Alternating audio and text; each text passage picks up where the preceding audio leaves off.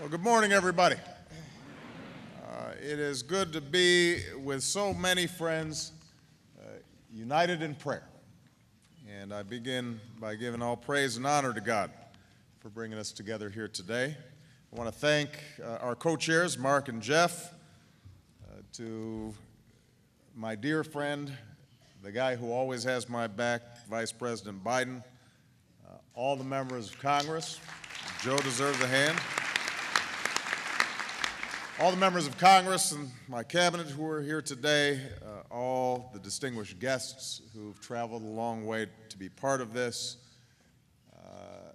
I'm not going to be as funny as Eric, but I'm grateful that he shared his message with us.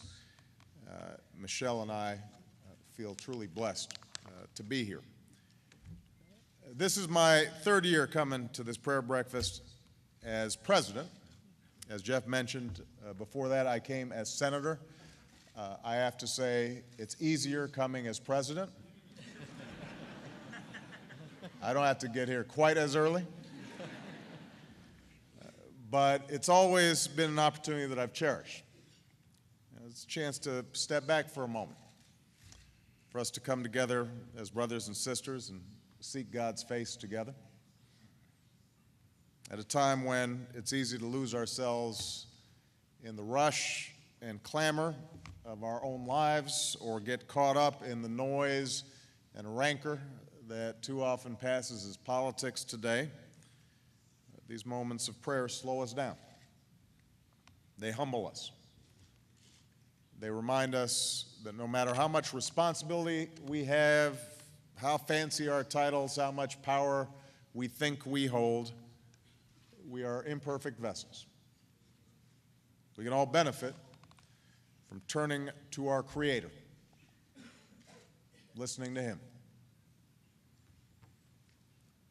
avoiding phony religiosity, and listening to Him. And this is especially important right now when we're facing some big challenges as a nation. Our economy is making progress as we recover from the worst crisis in 3 generations, but far too many families are still struggling to find work or make the mortgage, pay for college, or in some cases even buy food. Our men and women in uniform have made us safer and more secure, and we were eternally grateful to them, but war and suffering and hardship still remain in too many corners of the globe, and a lot of those men and women who we celebrate on Veterans Day and Memorial Day come back and find that when it comes to finding a job or getting the kind of care that they need, we're not always there the way we need to be. And it's absolutely true that meeting these challenges requires sound decision-making, requires smart policies. We know that part of living in a pluralistic society means that our personal religious beliefs alone can't dictate our response to every challenge we face. But in my moments of prayer, I'm reminded that faith and values play an enormous role in motivating us to solve some of our most urgent problems, in keeping us going when we suffer setbacks, and opening our minds and our hearts to the needs of others. We can't leave our values at the door. If we leave our values at the door, we abandon much of the moral glue that has held our nation together for centuries and allowed us to become somewhat more perfect a union. Frederick Douglass, Abraham Lincoln, Jane Addams, Martin Luther King Jr., Dorothy Day, Abraham Heschel. The majority of great reformers in American history did their work not just because it was sound policy or they had done good analysis or understood how to exercise good politics, but because their faith and their values dictated it and called for bold action, sometimes in the face of indifference, sometimes in the face of resistance, And this is no different today for millions of Americans, and it's certainly not for me. I wake up each morning and I say a brief prayer, and I spend a little time in Scripture and devotion. And from time to time, friends of mine, some who are here today, friends like Joel Hunter or T.D. Jakes, will come by the Oval Office, or they'll call on the phone, or they'll send me an email, and we'll pray together, and they'll pray for me and my family and for our country. But I don't stop there. I'd be remiss if I stopped there. If my values were limited to personal moments of prayer or private conversations with pastors or friends. So instead, I must try, imperfectly, but I must try to make sure those values motivate me as one leader of this great nation. And so when I talk about our financial institutions playing by the same rules as folks on Main Street, when I talk about making sure insurance companies aren't discriminating against those who are already sick, or making sure that unscrupulous lenders aren't taking advantage of the most vulnerable among us, I do so because I genuinely believe it'll make the economy stronger for everybody, but I also do it because I know that far too many neighbors in our country have been hurt and treated unfairly over the last few years. And I believe in God's command to love thy neighbor as thyself. I know that a version of that golden rule is found in every major religion, in every set of beliefs, from Hinduism to Islam to Judaism to the writings of Plato. When I talk about shared responsibility,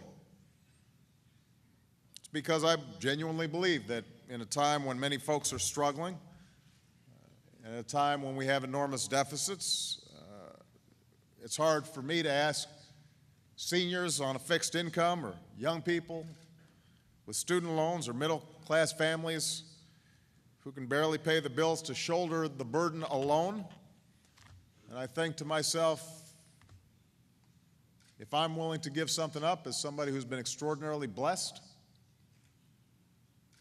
and give up some of the tax breaks that I enjoy, I actually think that's going to make economic sense. But for me as a Christian, it also coincides with Jesus' teaching that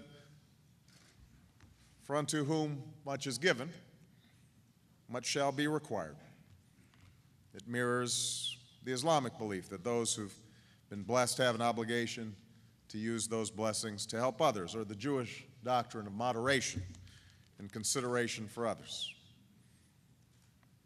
When I talk about giving every American a fair shot at opportunity, it's because I believe that when a young person can afford a college education, or someone who's been unemployed suddenly has a chance to retrain for a job and regain that sense of dignity and pride in contributing to the community as well as supporting their families, that helps us all prosper. It means maybe that research lab on the cusp of a life-saving discovery, or the company looking for skilled workers, is going to do a little bit better, and we'll all do better as a consequence. It makes economic sense, but part of that belief comes from my faith in the idea that I am my brother's keeper and I am my sister's keeper. That as a country we rise and fall together. I'm not an island. I'm not alone in my success. I succeed because others succeed with me. And when I decide to stand up for foreign aid, or prevent atrocities in places like Uganda, or take on issues like human trafficking, it's not just about strengthening alliances or promoting democratic values or projecting American leadership around the world, although it does all those things and it will make us safer and more secure.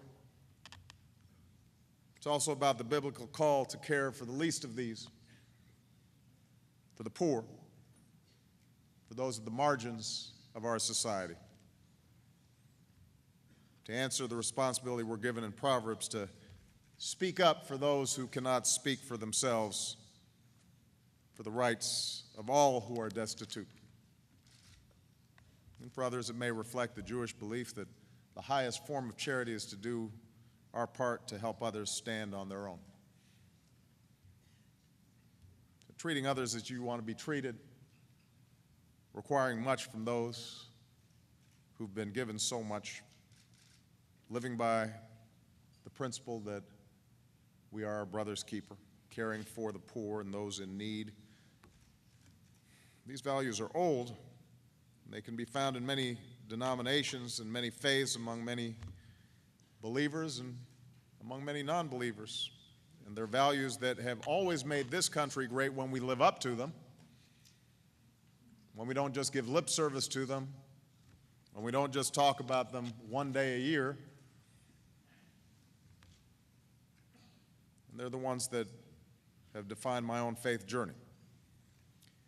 And today, with as many challenges as we face, these are the values I believe we're going to have to return to in the hopes that God will buttress our efforts. Now, we can earnestly seek to see these values lived out in our politics and our policies, and we can earnestly disagree on the best way to achieve these values. In the words of C.S. Lewis, Christianity is not and does not profess to have a detailed political program. It is meant for all men at all times. And the particular program which suited one place or time would not suit another. Our goal should not be to declare our policies as biblical. It is God who is infallible, not us. Michelle reminds me of this often. So instead, it is our hope that people of goodwill can pursue their values and common ground and the common good as best they know how, with respect for each other. And I have to say that sometimes we talk about respect, but we don't act with respect towards each other during the course of these debates.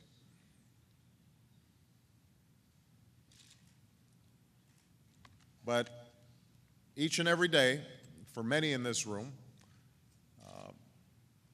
the biblical injunctions are not just words, they are also deeds. Every single day in different ways, so many of you are living out your faith in service to others. Just last month, it was inspiring to see thousands of young Christians filling the Georgia Dome at the Passion Conference to worship the God who set the captives free and work to end modern slavery. Since we've expanded and strengthened the White House faith-based initiative, we've partnered with Catholic Charities to help Americans who are struggling with poverty, worked with organizations like World Vision and American Jewish World Service and Islamic Relief to bring hope to those suffering around the world. Colleges across the country have answered our Interfaith Campus Challenge, and students are joined together across religious lines in service to others. From promoting responsible fatherhood to strengthening adoption, from helping people find jobs to serving our veterans, we're linking arms with faith-based groups all across the country. I think we all understand that these values cannot truly find voice in our politics and our policies unless they find a place in our hearts. The Bible teaches us to be doers of the word and not merely hearers. We're required to have a living, breathing, active faith in our own lives.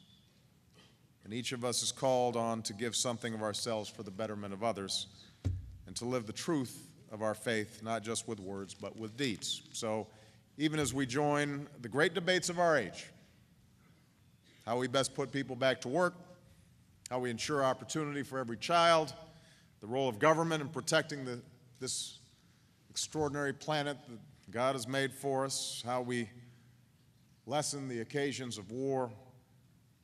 Even as we debate these great issues, we must be reminded of the difference that we can make each day in our small interactions, in our personal lives, as a loving husband, or a supportive parent, or a good neighbor, or a helpful colleague, In each of these roles, we help bring his kingdom to earth. And as important as government policy may be in shaping our world, we are reminded that it's the cumulative acts of kindness and courage and charity and love. It's the respect we show each other and the generosity that we share with each other that in our everyday lives will somehow sustain us during these challenging times. John tells us that if anyone has material possessions and sees his brother in need but has no pity on him, how can the love of God be in him? Dear children, let us not love with words or tongue, but with actions and in truth. You know, Mark read a letter from Billy Graham, and it took me back to one of the great honors of my life, which was visiting Reverend Graham at his mountaintop retreat in North Carolina when I was on vacation with my family at a hotel not far away. And I can still remember winding up the path, up a mountain to his home. 91 years old at the time, facing various health challenges. He welcomed me as he would welcome a family member or a close friend. This man who had prayed great prayers that inspired a nation, this man who seemed larger than life, greeted me and was as kind and as gentle as could be. And we had a wonderful conversation. And before I left, Reverend Graham started praying for me as he had prayed for so many presidents before me. And when he finished praying, I felt the urge to pray for him. I didn't really know what to say. What do you pray for when it comes to the man who's prayed for so many? But like that verse in Romans, the Holy Spirit interceded when I didn't know quite what to say. And so I prayed, briefly, but I prayed from the heart. I don't have the intellectual capacity or the lung capacity of some of my great preacher friends here to pray for a long time, but I prayed. And we ended with an embrace and a warm goodbye, and I thought about that moment all the way down the mountain. And I've thought about it in the many days since, because I thought about my own spiritual journey. Growing up in a household that wasn't particularly religious. Going through my own period of doubt and confusion. Finding Christ when I wasn't even looking for him so many years ago. Possessing so many shortcomings that have been overcome by the simple grace of God. And the fact that I would ever be on top of a mountain saying a prayer for Billy Graham,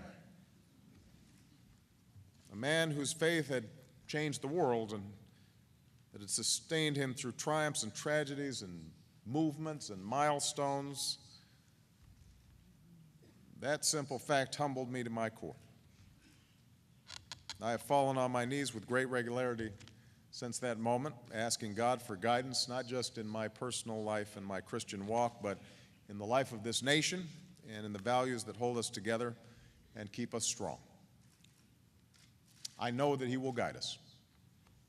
He always has, and he always will.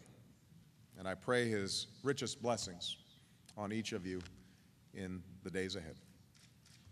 Thank you very much.